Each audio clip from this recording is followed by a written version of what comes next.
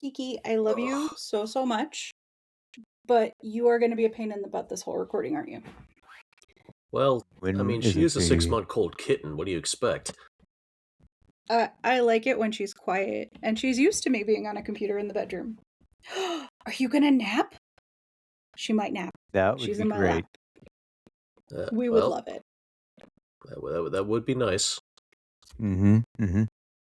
If only all small creatures would nap upon command. So many problems could be solved. Indeed. Indeed.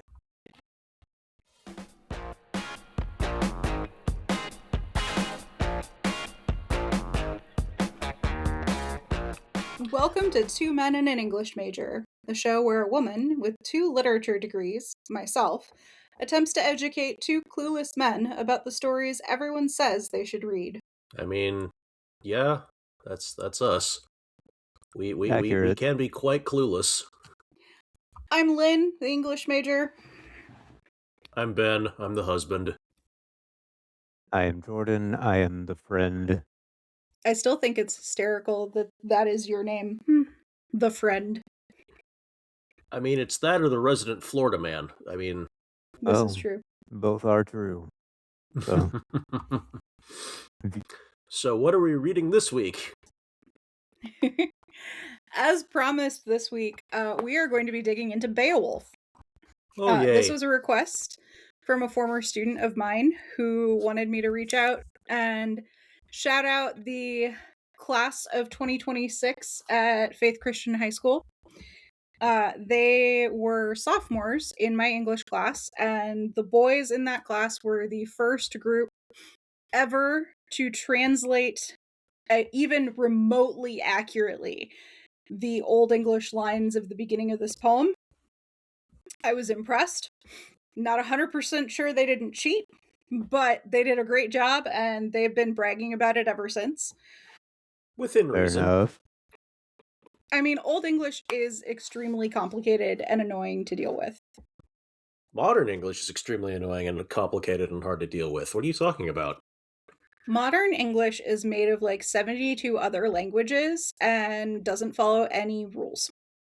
That's because we beat up the other languages. We took their rules. We beat those up, and then we just kind of said, "Yeah, it works." If Ish. Basically. The story we're reading this week is actually a poem. It is an epic poem. So, what do you know about poetry? Probably not nearly enough, but also it's been ugh, many years, more than I care to admit, since the last time I actually had to think about that kind of stuff. That was probably elementary school, the last time I had any real poetry that I had to like read or write or practice with. Jordan, what about you? last time I did anything involving poetry, uh, was probably 18 or 19, and I entered one of those American Poetry Annual contests. Oh, cool. Did you win? I actually ended up, I believe, second. It Nice. is Nice, nice. published in their book and recorded on CD. So that was pretty interesting, pretty cool to see happen, I have to admit. Yes, that would be. Um, but I didn't know we had a published poet in our midst. You learn something new every day. That's usually my line, but all right. it's not, you know, You're just trying real a hard not to one-time brag thing. here. Yeah, I don't know. It's all good. So the poem we're talking about today does not rhyme and is longer than some novels. Um, Any novel, it's a as I poem recall. because it was originally passed down as oral tradition and it was sung mostly and performed. It wasn't written down until about 500 years after it was originally put together. So the author is unknown. When it was written is unknown. How historically accurate it is unknown. basically, what we do know is that it's the oldest poem in the English language, even though if you were to read its original language, it would not look like English. And some of the characters might have existed. Okay. Interesting. The original manuscript, and there's only one manuscript that we have of this poem. It was written sometime around the 11th century AD. But the poem itself is actually from about the 8th century, and it's set around 500 AD-ish, maybe. So, long time ago. Yes. Yes. Though I will say, we are going back to Denmark and Sweden and dealing with that particular group. Oh, Not joy. again. I feel like I should be drinking for this. No. There's enough drinking in No? the story itself. That's why I feel like I should be too. Yeah, I don't we're have going any to a mead. Viking. I was gonna say I we're about know. to go to a Viking mead hall. We should probably have some kind of something, but And at whatever. least one Viking funeral. Oh, several. Um, you're also going to hear a lot of things that sound like they came out of Skyrim, because Skyrim ripped a ton of its names out of Beowulf. Oh, yes. That I actually did know.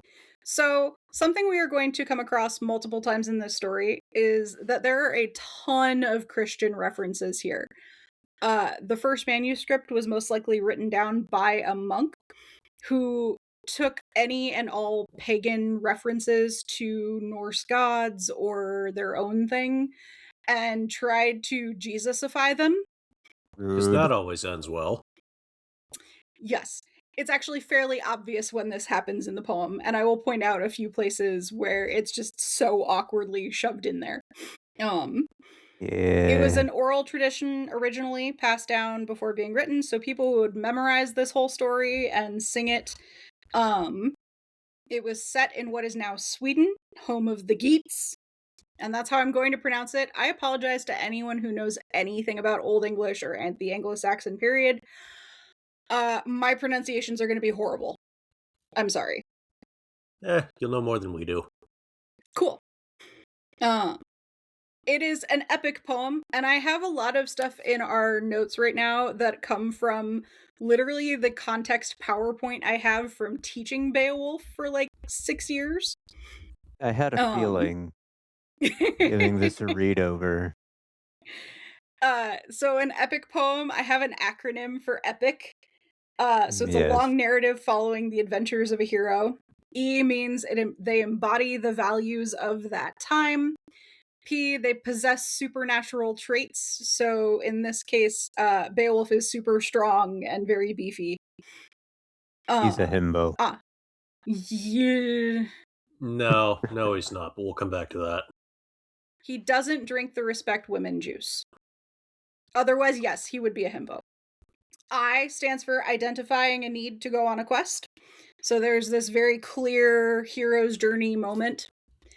And then C, they carried themselves with pride and arrogance. They're extremely arrogant and boastful about who they are.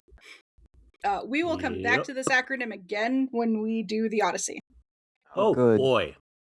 I will also probably get us some copyright strikes from singing Epic the musical stuff. Write a letter to Eh. Jorge. I'm sure he won't mind. It's just gonna end so badly. So some things that I really tried to condense the context as much as I could, because I'm not actually teaching this over the course of 6 weeks. I have an hour and a half. Thank God. I'm with Jay on So this one. Anglo-Saxon values are important here to keep in mind. I have a quote from J.R. Lander, who is an Anglo-Saxon historian, who said, "Anglo-Saxon England was born of warfare, remained forever a military society, and came to its end in battle." So things that they valued were strength, courage, community, kinsmanship, loyalty. Like, because of how militaristic they were, there was a lot of focus on the things that would make a good military. Yep, Mhm. already seeing the Skyrim parallels. Indeed. Then we have some poetry notes. I have some very excited poetry notes here. Yes, I see that. Mm-hmm. So the first note is that it has a lot of alliteration. We get a ton of alliteration in uh, Old English poetry. It's a memory technique. So when you have these big epic poems that you had to memorize, alliteration helps you remember things. And so you'll see it a lot in this kind of poetry. Mm-hmm. We also have caesuras. Caesuras are my favorite poetic technique ever, and I could rant about them for days because You caesuras are have. literally, you know what? You love my caesura rant. Mm-hmm. Okay, Apparently, that's a strong word. a caesura is any break or pause in the flow of a line of poetry. So it's usually marked by a hyphen or a comma or a semicolon. The reason that it's so that it sticks out for me so much is that there is a contemporary fantasy author, Patrick Rothfuss, who I adore his work. I cannot recommend it highly enough.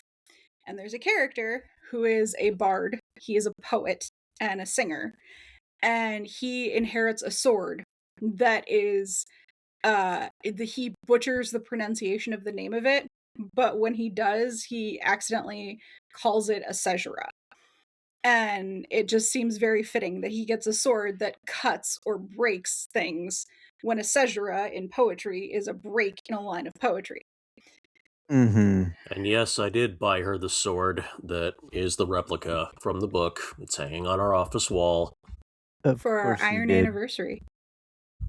In Fitting. case anyone wondered if we were nerds. I don't think anyone was wondering that by this point.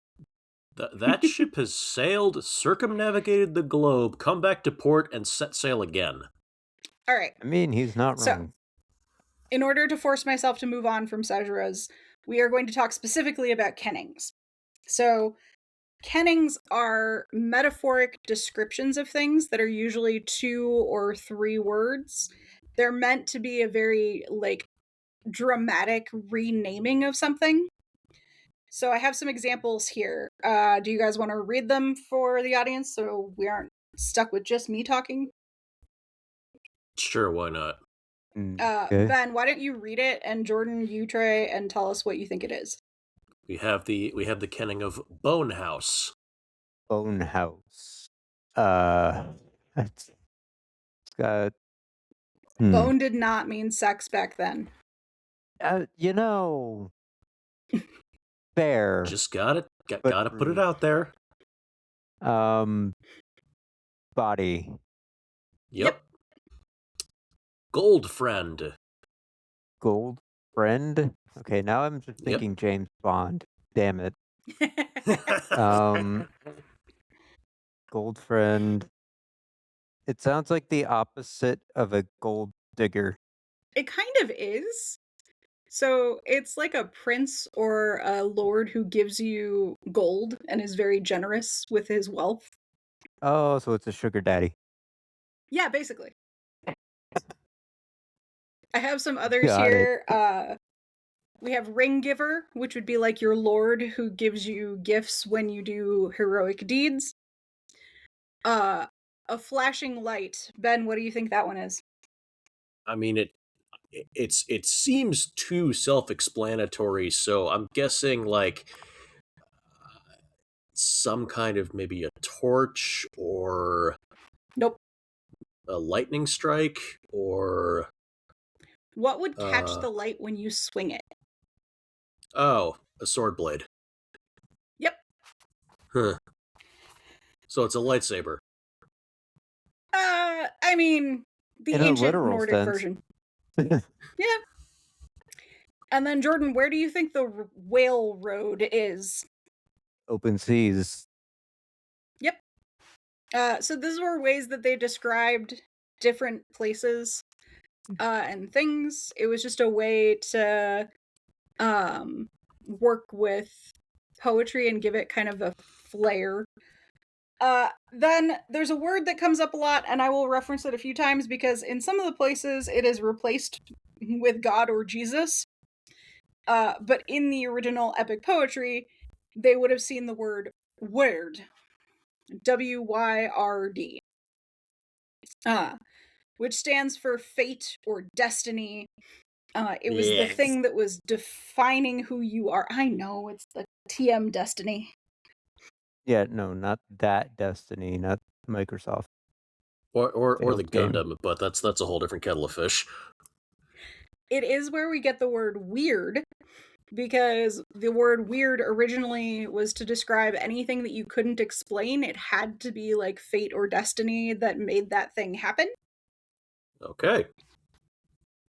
Still don't like it. I know. Couple notes real quick. Old English is a bitchy melting pot of insane linguistic nightmares. Geez, tell us how you really feel. I have had to read it before. I am terrible at pronouncing it. I refuse to read it out loud anymore. Go look it up on YouTube if you want to hear what it sounds like.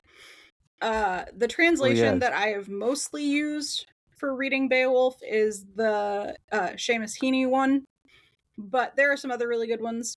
I know Tolkien did one, but his is rather sexist. And more dense than a brick of depleted uranium, but Well, all translations of Beowulf are that.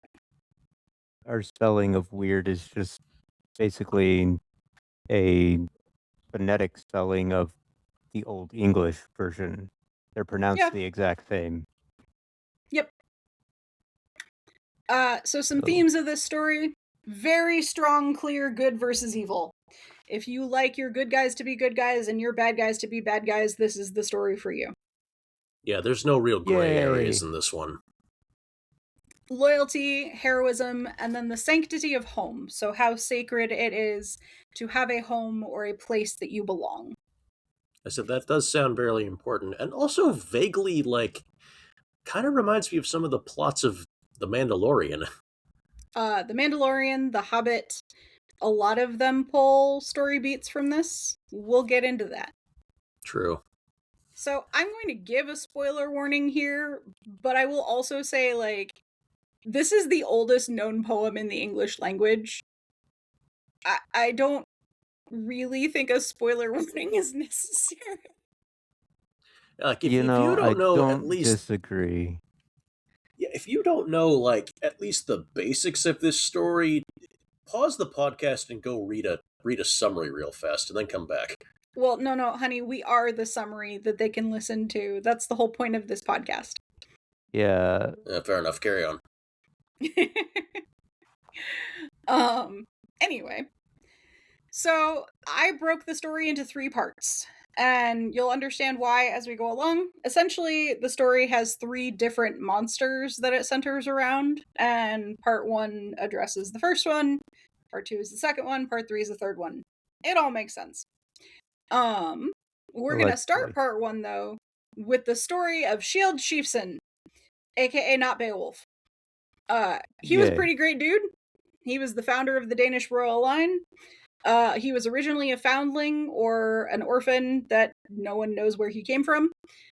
He became powerful through strength and badassery, and he had a very epic Viking funeral where essentially they make the comment that he died the same way he was found, like sailing off alone into nothingness.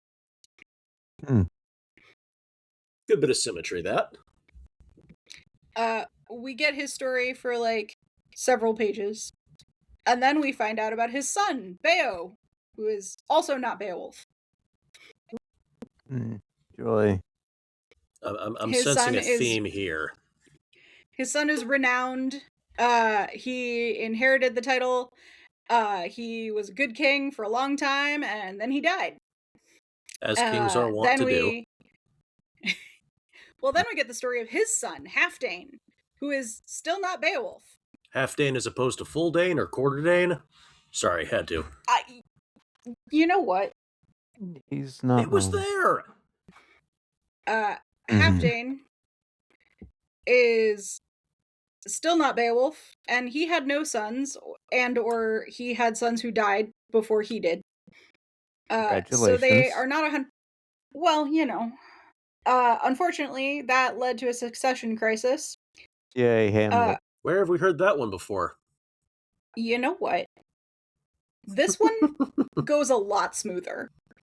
Really? Because essentially, Look, his nephew steps up and is like, hey, I'm gonna be king. This is Hrothgar. Not to be confused with High Hrothgar in Skyrim, which is a location, not a person. Okay. Hrothgar it has a very epic kingdom. He's inherited a very prosperous, wealthy kingdom. The people are very successful.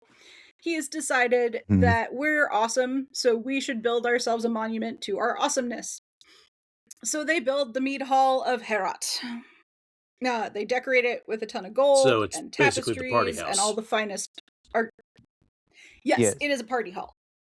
It is a mead hall. There's a lot of drinking and singing and partying every night. Good times. I mean, like you do. Vikings got a party. Mm-hmm. If they ain't fighting, Everything they're was going drinking. great. They were having a wonderful time until Grendel shows up. And Oh no. basically, you could say that this entire story starts because of an HOA disagreement. You Wait, damn what? kids, turn down the music. Yeah. So Grendel lives Get in a off nearby my swamp. lawn! He is a demon or a half demon. We're not 100% sure. There's a couple of interpretations of this. Some say that he is completely demonic. Some say that he is descended of Hrothgar, which is a wild take that some people have gone with. It's, don't trust the movie versions. There is not a single good movie version of this. No, Alrighty, good to know. unless you count the Wishbone adaptation, but that's neither here nor there. We will never badmouth Wishbone. Damn straight. Alright. So Grendel, what we do know about him is that he is descended from Cain, according to our monk who is translating everything. Cain is the son of Adam, who committed the first murder. He is also described as a swampy monster, so he is our swamp thing. Creature from the Black Lagoon. Yeah, basically. He did not appreciate the party vibes that were going on in his neighborhood. It's only because he wasn't invited. Probably. Well, according to the monk author, who was trying to be very pro-Jesus in this story, he did not like the songs about creation and angels that the men were singing. That's what Vikings were known to sing about, yeah. Definitely. Yeah. Yeah. So, as a demon, he did not appreciate the good Christian worship music they were singing at their drunken frat parties. That's definitely what frat bros sing about. He tried. This poor monk definitely tried wasn't so hard. Lil Jon and the East Side Boys out there.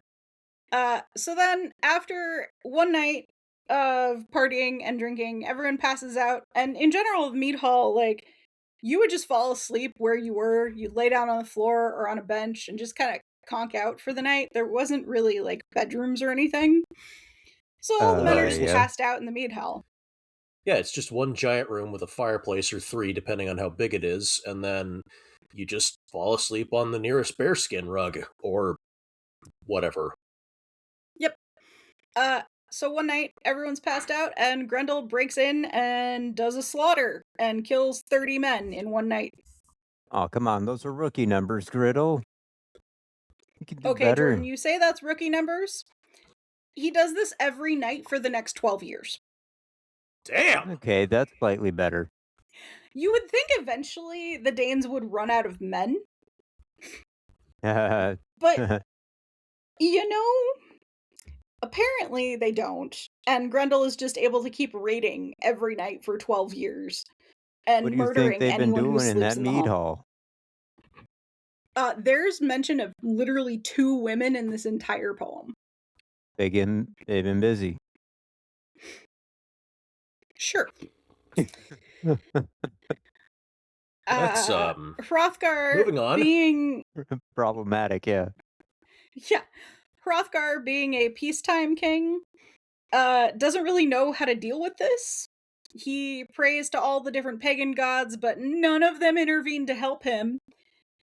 And so eventually news of this problem starts to travel abroad, and now we meet Beowulf.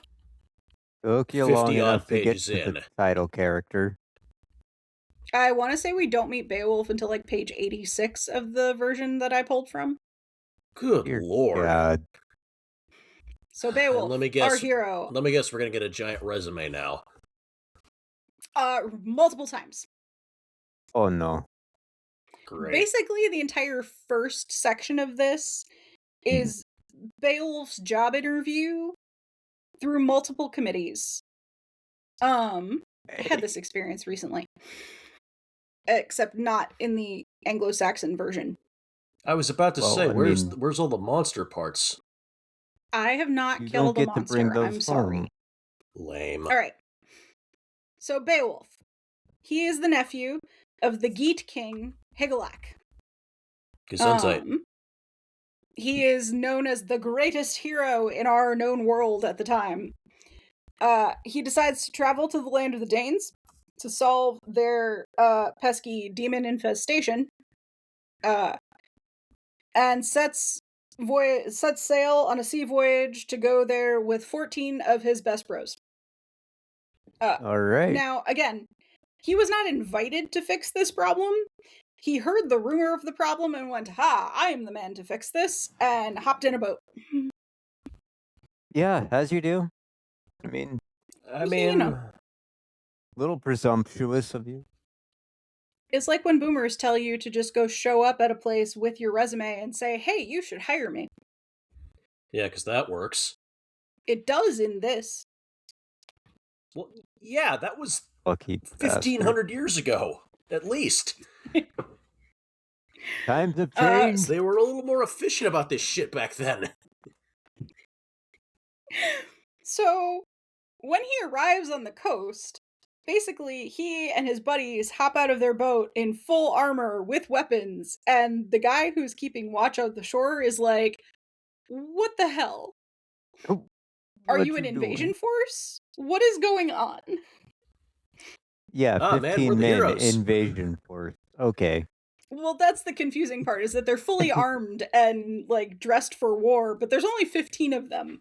So it's a very confusing arrival on the shore. Main character energy. Basically, he does comment that he's never seen men who look so bold and heroic. Hey, you don't need to glaze them up that much. They do it enough on their own. Look, the majority of the next, 50 pages of this poem are Beowulf bragging about himself and people around him confirming that he deserves to be bragged about. Oh no. So, at this point, Beowulf gives his resume to the Watchman. Says that he's the son of Ecthio, he's loyal to his king, and he's here to solve their monster problem. So the Watchman and all of these guys start heading over to Herat, where outside the mead hall, they're met by Wulfgar, who is known for wisdom. I love the fact that it's alliteration here. Wulfgar is wise. I mean, there's not a whole heck of a lot of adjectives that start with W, so... Wacky, weird, wild, weathered. Meh. Okay, there are not a whole lot of positive adjectives that start with W. Okay, fine. So Wulfgar looks at Beowulf and is impressed, and then he hears Beowulf's hero resume and goes, "Yes, this is cool." He goes to Hrothgar and then describes and reiterates Beowulf's resume. And a lot of this, because of how it happens, it's just very repetitive. So when you're reading, Beowulf's like, "I'm an epic hero." Wulfgar goes, "Yes, you look like an epic hero. I'm gonna go tell Hrothgar." Hrothgar, "Beowulf is an epic hero, and he's here to be an epic hero." It's and then Hrothgar's like, "Oh, Beowulf, the epic hero?" And it just keeps going like that. So, it's really hard to miss plot points in this. Oh, I mean, good. they are kind of beating you over the head with them. Yeah. So Hrothgar remembers Beowulf and adds more stories of his heroism and is like, ah, yes, Beowulf. I remember when he was younger and did these epic things.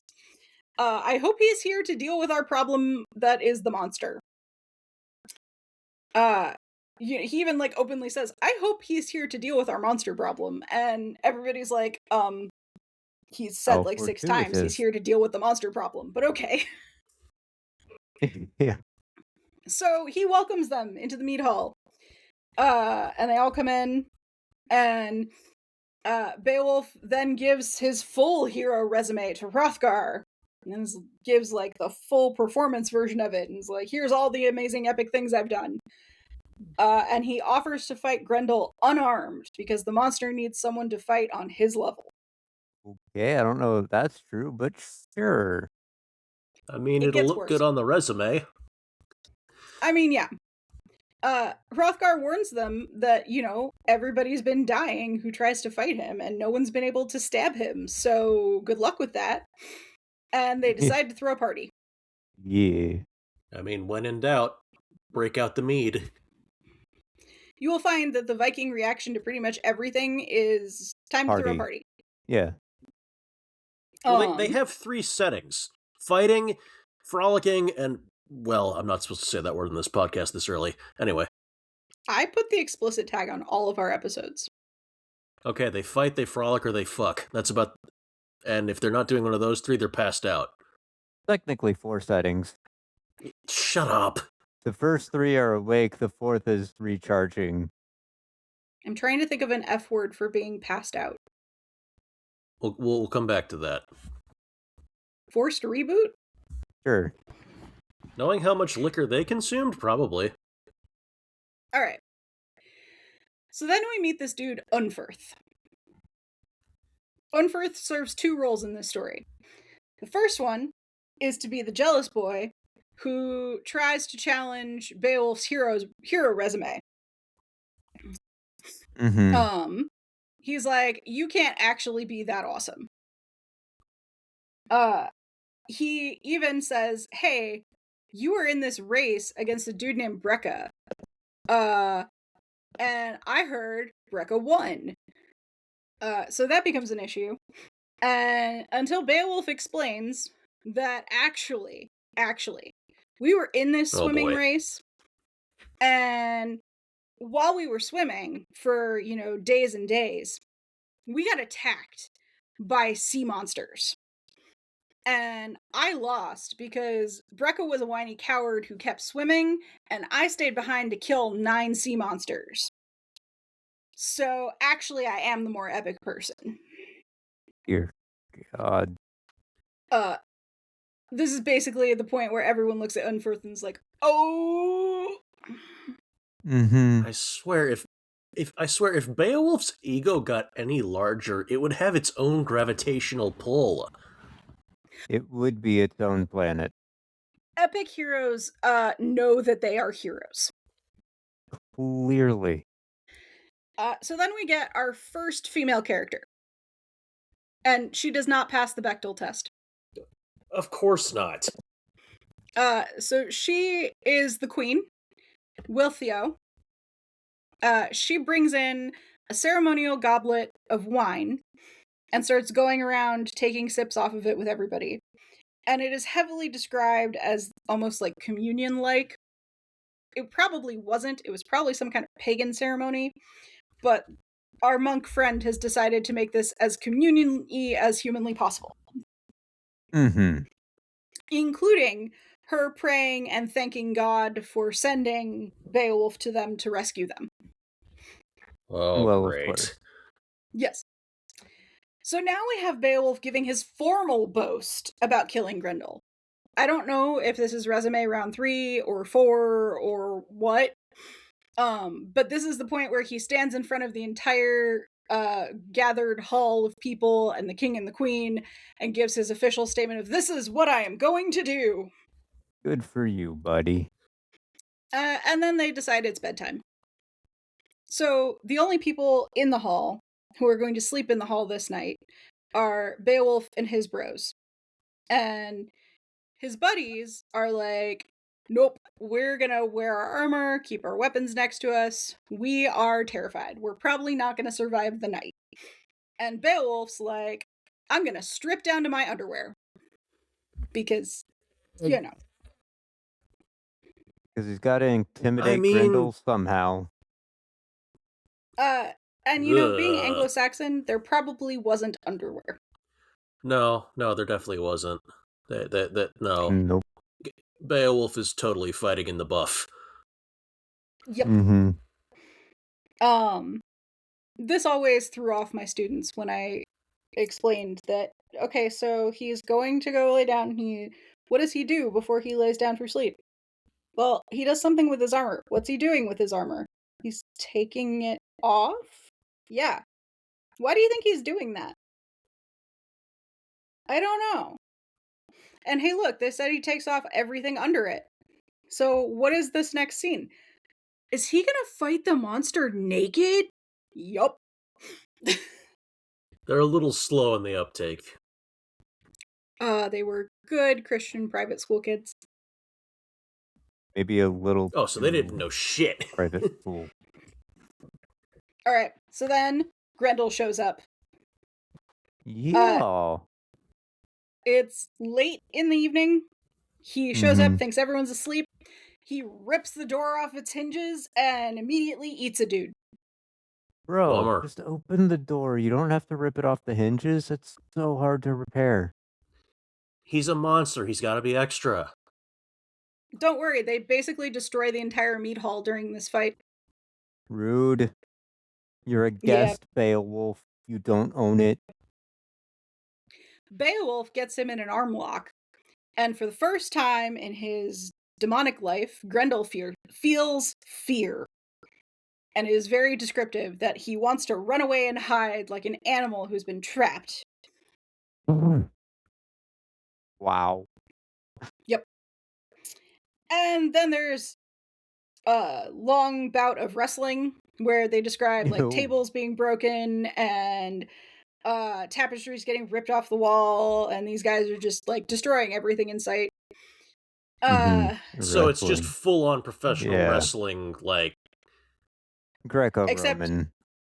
Naked man and demon monster. It's Greco-Roman style wrestling. Yes. To be fair, Beowulf's his buddies are trying to get stabs in this process. That's the worst time to try and stab something. Unfortunately, what they don't know, and the narrator tells us in the third person portion of this, that no weapon forged by man is capable of harming Grendel. Well, of course. I personally think that this is a reference to Balder from Norse mythology, but I don't know. That could be a stretch. Very possible, though. But this whole, like, no weapons can harm Grendel, great. This is a problem. So Beowulf rips his arm out of its socket. Just goes full Wookiee and... Yep. Okay. Bye-bye arm. He didn't need it. Grendel is bleeding profusely and most likely going to die from this, and goes running away back to his swamp. Okay. And Beowulf hangs the arm from the roof to prove the badassery that has just happened. That is the first thing he does. He doesn't try to fix anything. It's first we must hang this severed arm from the roof. As you do. Gotta present the trophies, I guess. Yeah, and then the next morning, Hrothgar enters the hall and is so thankful. Beowulf, though, is disappointed that he doesn't have Grendel's entire corpse to prove that Grendel is dead. I think the arm's good enough, bro. Yeah. Nah, not for this guy. He ain't coming He's back. He's very upset that he doesn't have the whole corpse. And Hrothgar's like, I want to adopt you as my son.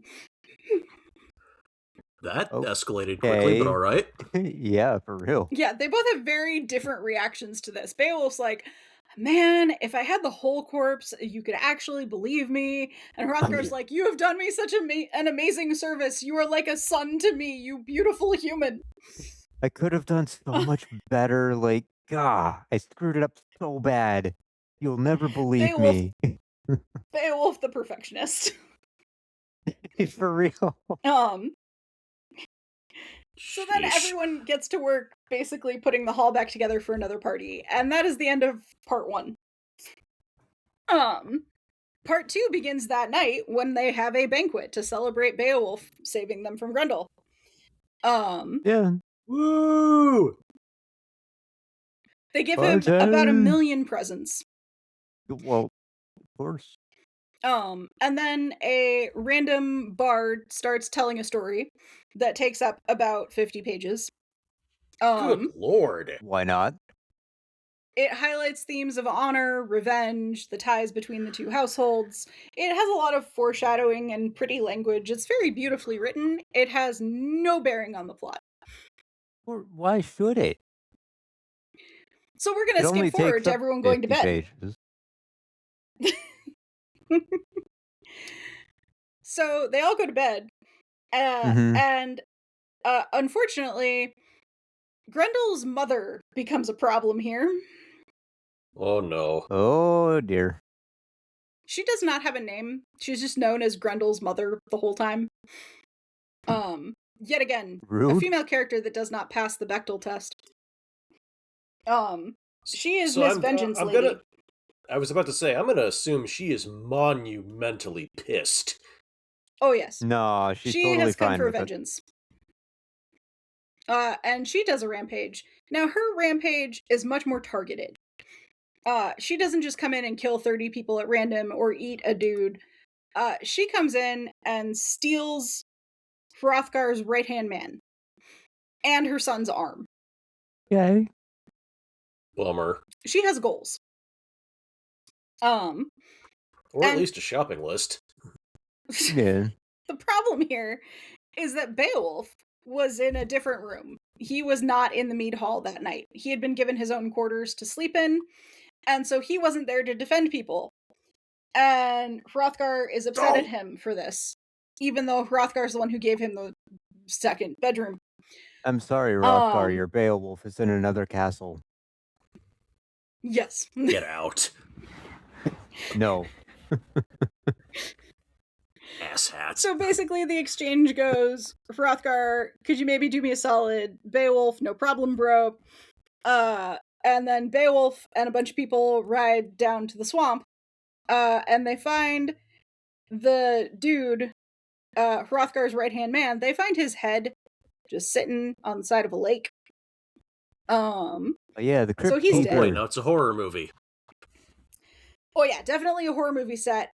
This lake is known as the Lake of Monsters. It's full of serpents and sea dragons and murky, evil water. They describe the fact that like deer would rather get shot than go near it. Okay. Yeah, it's where So the Crypt Keeper live for sure. yeah, it's a lovely little place. Carry on.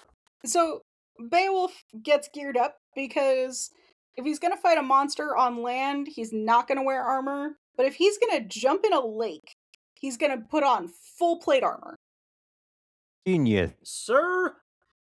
Yeah, just it doesn't logic, but apparently it logics. Uh You gonna scuba dive. and Unferth, our doubting friend over there, decides to make it up to Beowulf for doubting him originally by giving him Hrunting, which is the family sword he has that has never failed in battle. Note the very obvious foreshadowing.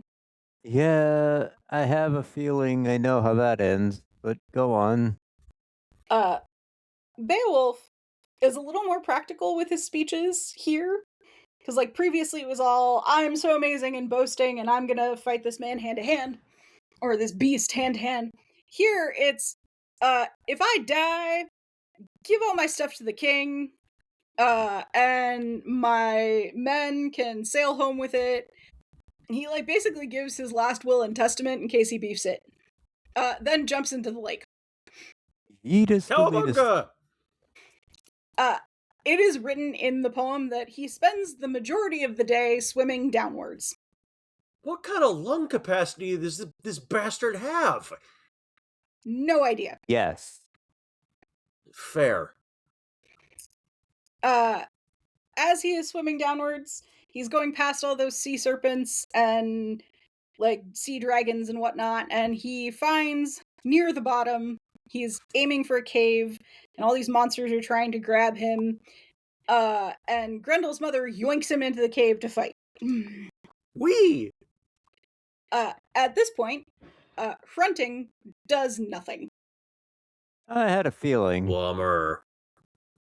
So the sword that has never failed fails. Maybe because Whoops. the doubting asshole gave it to him. Possibly. Grendel's mother is a better fighter than Grendel was. She does pretty well at going toe-to-toe with him. And, you know, Isn't she also bigger? Yes. I would hope so. I mean, so Grendel's mother is never really described physically. We just know that she is more evil. There are a lot of different depictions of her. My absolute least favorite is Angelina Jolie in gold body paint. We don't talk about that. That particular section of that movie was a sin against cinematography and storytelling. Just full stop. We do not acknowledge the existence To be fair, of that. also in that version, he does not fight her. He does a different F word. Well, yeah, again, if it works, it works. Yes, different sword for different purposes, but we still don't acknowledge that version. It is a stupid one. I'm not saying we should. Basically, it's you killed my son, you should replace him. Ew. Oh. Yeah. Sad Lynn. No, we are not doing That Oedipus movie. for. I do not have Oedipus on the schedule yet. And you better not add it. It will eventually. This is Moving not on. the first time I have threatened to put Oedipus on the schedule. Anyway, her problem is that she likes to keep the things that can kill her in her home. Beowulf spots better a there than out in the sword on the world? wall. I guess.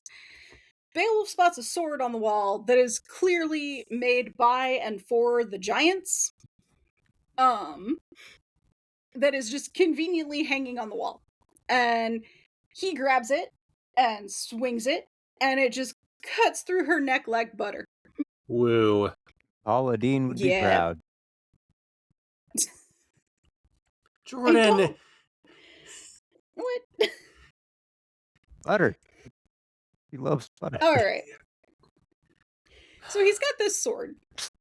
Epic, giant sword, magical, mystical thing. You'd think this would be like the main haul of this fight now that Grendel's mom is dead.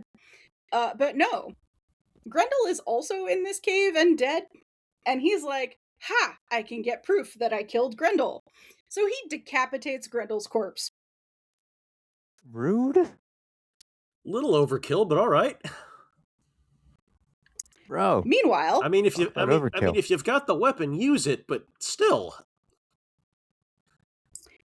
Meanwhile, back on the surface, the mix of Beowulf's bros and like some of Hrothgar's men see blood start arising from the water, and like they start seeing this pool of blood, and assume that Beowulf is dead.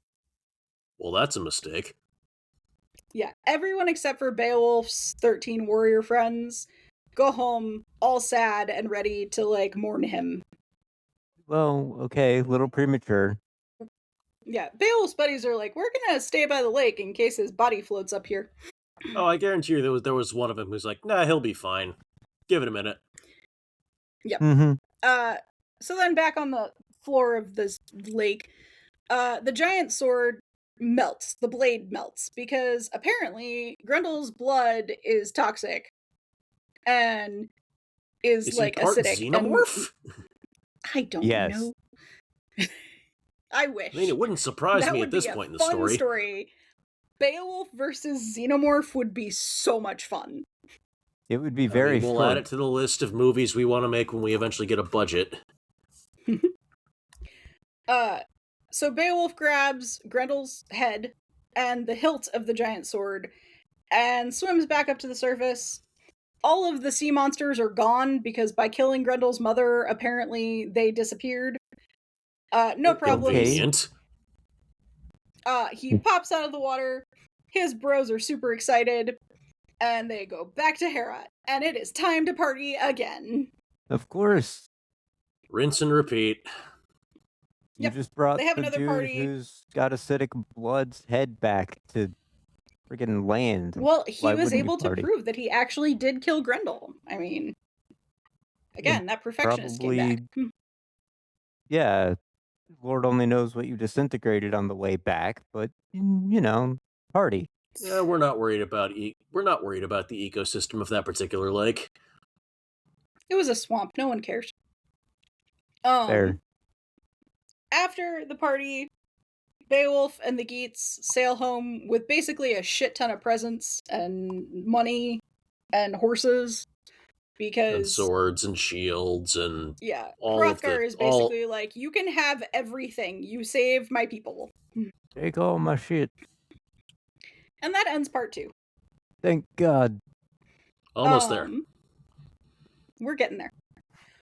Part 3 includes a couple of things. The first is that they return home and they get to Hygelac and Hygd, his wife, because apparently having very similar names is a whole thing. And they retell the whole story of everything they just did. Oh, God. We're not going to do that. Sit down, it'll be 8 hours. So then Hygelac bites it. Oh! And Beowulf becomes king and reigns for 50 years. And we get a time jump. Oh, boy. Oh, good. So now it's 50 years later. And it's, Beowulf is like, I don't know, 70s-ish. Old and gray. My dad will take offense to that. Yes, I'm he will. 36 and I'm already going gray. La-di-da. This isn't about you. No, this isn't. This is about 70-year-old Beowulf and his retirement dragon. His what? Run that by me again? His retirement dragon. No, sweetie, it's called the retirement fund. No. So, turns out there's been a dragon in this country for like 300 years who has a hoard in a barrow from a long dead king who was selfish and buried all of his treasure. And that attracted the dragon, who camped out in the barrow for like the past 300 years and has suddenly been awoken because a thief snuck into the barrow and stole a goblet from the hoard. And so Smaug. the dragon decides to do an... Yeah, basically. The dragon decides to do an angry rampage and burninate the countryside. Ooh, that's a reference. Did he burninate all the peasants and their thatched roof cottages too? Yes. Good. Trogdor! Also, when you said hello, Smaug, that is more accurate than you realize, because Tolkien was obsessed with this story, and this particular section of it has so many things that got dragged into The Hobbit. Well, no, Beowulf is almost 1-to-1 Thorin in this. Yes. Oh, I actually read about this once. I was going to say, if you know the actual book story of The Hobbit really well, you can predict everything that's about to happen. Oh boy. So Beowulf is kind of ignoring the dragon burninating the villages until the dragon burns his hull. And his hull burns to the ground, and he's like, well, now it's personal. Bad dragon. Not the best look for a king, but Well, he wants one last chance to prove himself as a fighter and as a hero, and this dragon has just given him an excuse. Of course he does. So he does a bunch of prep to go fight a dragon. He gets this really epic shield forged. He remembers and recalls his time fighting Grendel hand to hand and wishes he were young enough and strong enough to do that with the dragon. We're all glad he doesn't. Yeah, because you can definitely go hand to hand with fire. Well, he's stupid enough to believe that he's just dumb enough to believe he could get away with it. We love Beowulf. He is a very epic hero. I said supernatural Dumbass. abilities. Press next to doubt on that one. So he, plus 11 of his friends, plus one thief, hey, go that to sounds break familiar. into the dragon. They go to break into the barrow. Wonder where I heard that before. Over the misty mountains gold. Don't sing any more of it. We'll get a copyright strike. Yeah. As they are walking over to the dragon's barrow, Beowulf retells the story of his epicness and all the epic things he's done. God damn it!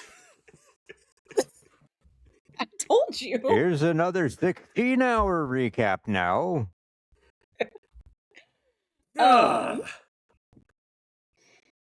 And so then Beowulf basically goes and pokes the dragon and starts fighting. Ew. Okay. They even start they describe it very much like wrestling. And there's fire, and Beowulf's being a badass, and it's just kind of cool. And while this is happening, the companions who are with him see this and go, "Oh shit," and run away. Because, dragon breathing fire. Yeah. Yeah, no, that is a very running away from that, probably a good idea. It does make sense. The only one who sticks around, who is brave enough / dumb enough to try and help, is Wiglaf, who is like a second cousin 6 times removed something or other, who's like a teenager. And he's like, I'm gonna stay loyal and help my king. Oh, hi, Sam. Kind of. Yeah. Wiglaf is that gray area between Bilbo and Sam. Because on the one hand, I thought, isn't Wiglaf the thief? No. Oh, never mind then. In The Hobbit, they kind of mesh together, but in this, he's just one of the companions. Okay. He's more like Feely or Keely kind of thing. It's you're a cousin who could inherit the throne, and you're young and stupid, so you're gonna try and help me fight this monster. So then simultaneously, two things happen. The dragon bites down on Beowulf's neck, and Beowulf stabs the dragon. Ouch. Dragon goes dead, and Beowulf is sitting there realizing that the bite on his neck is kinda sorta like melting. That's and not it good. turns out the dragon was venomous. Of course it was. Why wouldn't it be? So Beowulf is dying. And his last request to Wiglaf is he wants to see what he's won from this fight. He wants to know that it was worth it. So Wiglaf runs inside the barrow, grabs as much treasure as he can carry, brings it out to Beowulf to show him, and Beowulf is like, yay, this was worth it. The loot was epic. Yes. Go the man, what Legendary. He's won. Yeah. Legendary even. Beowulf also gives Wiglaf this like collar or neck piece that apparently signifies being king. So he's like, so a gorget hey, instead of a crown? Yeah. I mean, one is more protective than the other. Says, lead my people. Here's the kingly And dog then- collar. Lead well. Yeah, basically. Woof. And then he kicks it, and Wiglaf holds an epic funeral for him. And everybody loved him. They all brag about the amazing things he did. And they also talk about how now that he is now that he's dead and not their king, there's no real deterrent for all of the other kingdoms to try and invade because they don't really have an epic warrior king anymore. So much like Hamlet, it ends Yay. with this hint that the other countries are going to invade and take over. Except this time, apparently, it's Finland. Tune in next time. For Hamlet 2, Electric Boogaloo. Oh, dear this God, one would have please come no. first. I would never wish that upon us for real. Hey, you know what? Next No, week we are better going not. back to Shakespeare. I know. Well, it was only a matter of It time. makes me sad. No, it should not make you sad because we're going to go to a comedy. That's not the I don't- point. I don't think anyone dies in this one. Oh, good. I'll have to double check that. But we Joy to the also world. have fan mail. Wait, what? So, yes, we We have an do. email from a fan. I didn't even know we Exciting. had fans. We do. We hit 100 listens on Spotify. That is Whoa. awesome. I Thank know, you all right? so much. This is only episode 4, and we're actually getting people. It's very awesome. I feel so loved. So I have an email to read for you guys.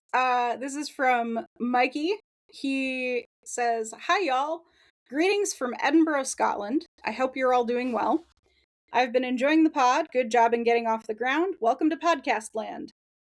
I have a wee question. You mentioned the caterpillar represents the all-knowing wise man, but also symbolizes how kids see teachers. How do you feel about the caterpillar being a teacher, Lynn? Do you sympathize or take umbrage with this? Keep it up, my dudes. Your buddy, Mikey." Aw. This is a friend of ours. We met him at Galaxy's Edge. Yes. We met him and his wife when we were there. But I wanted to say that I sympathize to some degree when it comes to that caterpillar question. A lot of teachers are incoherent and rambly, and it kind of helped inform my teaching for a while. I tried to make sure that I was constantly checking to make sure that they were following because I knew they would see me as incoherent and rambly. Now I can just be incoherent and rambly on a podcast. I mean, that's Shit. just my natural state is incoherent and rambly, so. Your brain is disconnected from your spinal column semi-regularly and involuntarily, sir. You shut up. It's fun. I feel Yeah, like we for should you, explain that at some point because we have made reference to it multiple times. Not this episode. One day. All right. One day. We gotta space out the lore drops. All shall be revealed someday. Soon, Probably 5 behind a PM. paywall, but anyway. I think that that's the end of our episode for the day. Thank you all for listening this week. Thank you for tuning in on Beowulf, and I promise eventually we will get out of English and American authors. Allegedly. Follow us on whatever podcast service you use: Spotify, YouTube, Apple Podcasts. You can also email us at englishmajorpod@gmail.com. We do, in fact, read them. We do. It's true. I actually even reply to them and everything. So if you've got requests or suggestions, yeah, send them in. Yeah, I mean, this episode was a request from a former student, so we clearly love our audience and interact with them. We've also gotten several comments on Spotify, and those are fun. But yeah, thank you all for listening, and we will see you next time. When are we gonna read for them next week, babe? Much Ado About Nothing. Oh boy, this one's gonna That'll be fun. fun. That's the I'm word. so excited. It's my favorite Shakespeare play. Don't you dare. Oh, I'll dare.